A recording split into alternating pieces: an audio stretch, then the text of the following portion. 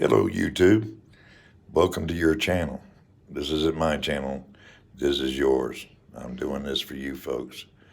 And this is for we the people. Um, I got to thinking after, you know, looking on the uh, media and my sources of information, how the government, with the administration that we have, has affected so many people. I'm in the medical profession, and yes, it's affected me also. And I'm going to tell you how. About 4 to 5 years ago, Elizabeth Warren, who's on the board of Bose, put in uh, a bill to change the description of hearing aids. That's what I do. I help people hear through amplification. Let me explain what that means. Um, when you'd go to a store, you probably had seen them laying around or advertised in a magazine where for 39, 59, 75 bucks, they would sell you a personal amplifier and you'd be able to hear a pin drop. Well, if you had normal hearing, yeah, you could hear a pin drop. But for the hearing impaired, no. It's not a prescribed fit. That's like somebody who needed glasses and you gave them a magnifying glass to make it bigger. That's not going to work. It has to be prescribed. There has to be a test, and the magnification through the glasses had to be set at their prescription. That's why one person can't wear another person's glasses and see clearly. The same thing with hearing aids.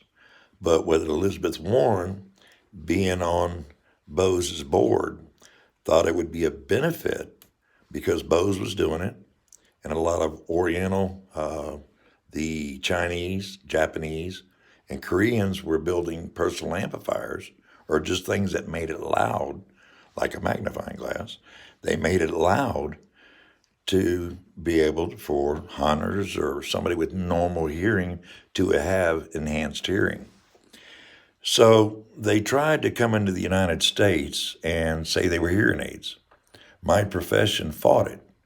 The reason being because there was nobody to do an outer ear examination, to look in the ear, to make sure there was no medical conditions of the ear, a wax blockage, the ear being plugged up with earwax.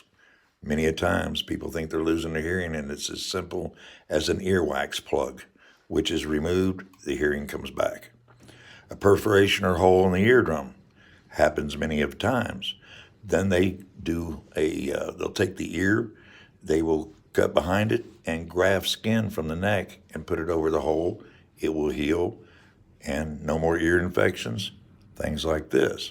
And people who have ear infections, otitis media, where you have a buildup of pus behind the eardrum and the people can't hear. A little bit of penicillin or antibiotics clears that up, hearing comes back, rather than sell them or fit them with hearing aids. So we fought it. The profession fought it for 4 years. With this administration, they let Elizabeth Warren's bill pass. 4 months ago, now they have got to where they passed it, and these people with these personal amplifiers are saying, hey, we got hearing aids. You don't have to be tested. You can be in and out in 5 minutes and have yourself a set of hearing aids. You'll be able to hear better. That is a most false statement that could be made. The people, I've had many patients come in, said they tried 4 and 5 of those personal amplifiers or hearing aids, and it didn't work. They couldn't hear clearly. It just made things loud, especially the background noise. So when they came out, it's called the OTC, over the counter, OTC. So when they did that, they with the advertisement by the liberal media about don't pay all that money to be fitted. Come down to Walmart, come to Walgreens, come to whatever, and get yourself a set of hearing aids at a fraction of the cost that you would pay a professional. So again, this was a problem to the public. They were deceived to think that these inexpensive amplification devices would have them hearing better. It helped them hear noise better, but as far as the recognition of speech, that didn't happen. When you get help through a professional like me, I've been in this profession for over 30 years, and when you get the help from somebody like me, you get an outer ear examination where I go into your ear with a fiber optic scope, and with the scope you can see what we see as we travel down your ear canal. We'll show you if there's a pluggage of earwax, if there's an infection, hole of the eardrum, any abnormalities like a bonioptosis of the ear. We will let you know that, and we will refer appropriately. Or if your only alternative is amplification, then we will let you try that with a trial period in case you're not happy with it, and you can return it and give it back. So anyways, what that has done to my profession in a whole in these past 4 months has diverted people needing help to Walmart, has referred people needing help to CVS, to Walgreens, to get them off the shelf, not knowing the degree of amplification they need per frequency. They just make everything loud. And they think, well, I hear more, but it's not clear. I can't understand, because they weren't professionally fitted. When you get professionally fitted, you'll go into this. This is where I test the hearing right here. That's a soundproof booth. I put people in there. This is my audiometer that I can test the hearing with difference of amplification per frequency. And then after the test, I find out if you've got a problem, where it's coming from, how severe it is, and the best help available to you for your condition. Everybody's different. Nobody's the same, okay? That's a fact. Even you can have the same exact loss, okay, and recommend the same exact hearing aid, but everybody's different up here. Nobody's the same, because you have different types of hearing loss at different degrees, at different frequencies. Some hearing losses are conductive. That means the middle ear isn't functioning properly. Or with age, the eardrum has not become taut anymore. It has to be tight, so it vibrates the sound to process the sound into the nerve. If that skin becomes loose, it's not vibrating properly, so the sound becomes a conductive component. Or it could be sensorineural. Sensorineural is the nerve. That's where the sound is processed and sent to the brain.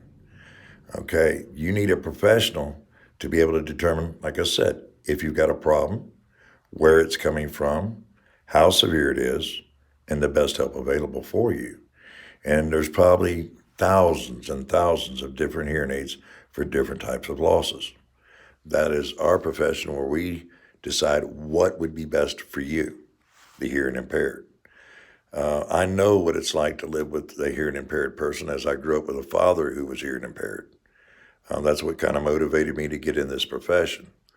I recall when I was a little boy, and I told my mom I was going to go outside and play in the ditch, because I like to catch those little crawdads, and to me they look like little crabs, and I was a little boy, 8 years old, and thought it was funny and cute to have these little crabs in my room. So I asked my mom, can I go out and play in the ditch? And she said, fine. Then my father, who was hearing impaired severely, came and backhanded me across the face, knocked me to the ground. I'm on the floor crying, and Mom says, Larry, why'd you do that? He says, my son will not talk to his mother like that ever again. And she goes, what'd he say? And he says, he will never call you the B-I-T-C-H ever again. But when he found out what I had really said through my mom, he felt ashamed. He felt that he had done wrong. He loved and hugged me and apologized.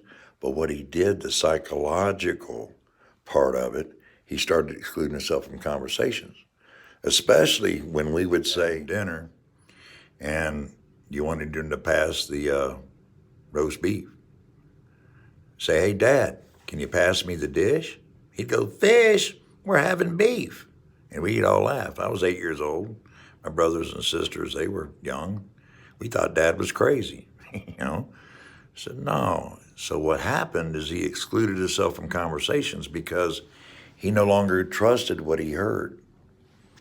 So eventually, we thought Dad had Alzheimer's because we realized he wasn't crazy. He just wasn't processing what we were saying. And back in the 60s, you didn't know and understand hearing loss. So we took him, found out Dad had hearing loss, and he got proper amplification and said he wished he wouldn't have waited so long. Was really glad he made the move to get the help. But anyways, this is how the government's attacked my profession. And they're attacking the banks, they're attacking the trucking, the farmer, everybody, because they're getting a little bit of money from here and there from us, we the people. We the people pay our government to keep us smooth running. They're our employees, but they're not acting that way. They're acting like dictators, kings, want to tell us what we can and can't do, want to get into our businesses, practices. I mean, I looked at during the pandemic how many barbershops closed down, restaurants closed down because of what they were forcing with all their mandates, all their control. And even still today, they haven't stopped. They're coming out with new viruses and new this and new that. I've never seen a virus last more than a season. Because next year, when the virus season would come around, it'd be a different strain. But all of a sudden, because this COVID is such a, it's like the word like cancer, it put people in fear. And you don't want to live in fear, folks. You know, it's a bad thing that they're doing to our country. And I just wanted to let you guys know I'm going through the same pain. My practice, my business, my paycheck, my livelihood has been affected also. And that's why I wanted to put this together to help everybody, we the people of the United States. I'm doing this for us. And hopefully somebody will pick up the ball because I'm 64. Retirement's coming, and hopefully I can enjoy it. But the way it's looking, that's why my prepping has doubled to get ready for SHTF. And if it happens, I'm going to be close to being ready. But you know what? You can be the best prepper in the world. Like I have a brother who has thousands and thousands of rounds of ammunition. I said, you plan on having a war? Or are you going to get these shells to barter with? And he goes, no, I'm going to fight them. I said, well, you live in a double-wide mobile home. Just takes one RPG to come in your door and you're done. So, you know, or an EMP. You know, I know nothing about nuclear warheads except for they're dangerous to the public. And these people that's got the power to push the button, do you really, really want to trust a man who's incompetent to be able to trust him to protect us? We the people? No, no. We need to get somebody in there that's sharp. But again, I just wanted to be able to tell you folks that I too am being affected in my profession by our government wrongfully, and they're deceiving the public to do this. And I will one day, hopefully, be able to say, man, that worried me, but I don't fear. You know, the good book tells us not to fear, for he is with us. Reminds me of the story of Jesus of being out with the fishermen out in the boat. Now these guys have been on the water for years. They've seen rough waters, and they should be able to handle it. But what happened? Storm came up, and it was pretty rough. Now they all are disciples. They all should know that's the Son of God in the back of our boat sleeping. And that storm came up, and they all feared. They all got scared and screamed at Jesus, wake up, we're going to die for sure, help. Jesus got up, and he goes, we have little faith. And he stood up, and he said, peace be still. And the water became glass. How's your faith? You got to trust. You have the Lord in your heart, keep him in your house, and you get a peace. No matter what that snake does, that evil people that we have in our country right now, we're one nation under God. We are supposed to be a people. We're self-governed. We're supposed to be able to love each other no matter what your color is. Martin Luther King said, to judge a man by the character of his heart, not the color of his skin. And that's a true statement. And we all need to practice that. So when you get home, hug and love your wife, your husband, your kids, your neighbors. Get out and try it one day. Just try it one day to be nice to everybody you see, no matter how hard it is, no matter how much of a strain you have on your life. Try to be a good person and just wish them the best. And even these people that have all that evil and hate in them, pray for them. Pray that God changes them, because the power of prayer is stronger than the American vote. So I recommend that, love one another. That's what it makes it happen, is we the people, the United States. United, we stand. Divided, we fall. We are the United States of America. Remember, we were these little 13 colonies going up against the great British armies that took over countries that were well formed already. And they came after us 13 colonies. But with God's grace and plenty of prayers and faith, we defeated them. And look how great we've become. America changed the world. Look how far we've come in the past 125 years, to where we were horse and buggy. Now we've sent people to the moon.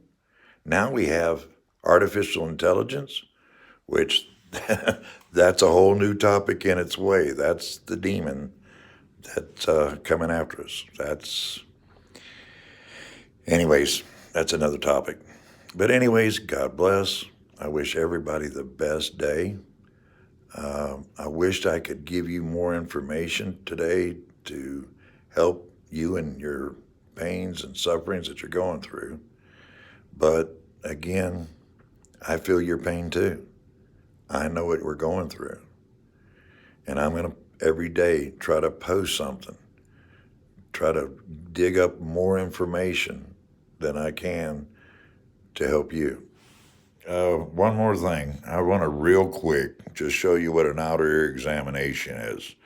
I had remembered after I'd clicked off that I've got a hole that was made in my eardrum, and I want to be able to show you what it looks like and what consists of an outer ear examination, so you understand more about what it takes to have an evaluation and what we have to see and the conditions of my right ear. But anyways, here's a real quick clip of me doing an outer examination on myself. Okay, I'm going to show you guys what it looks like inside the ear. This is my right ear.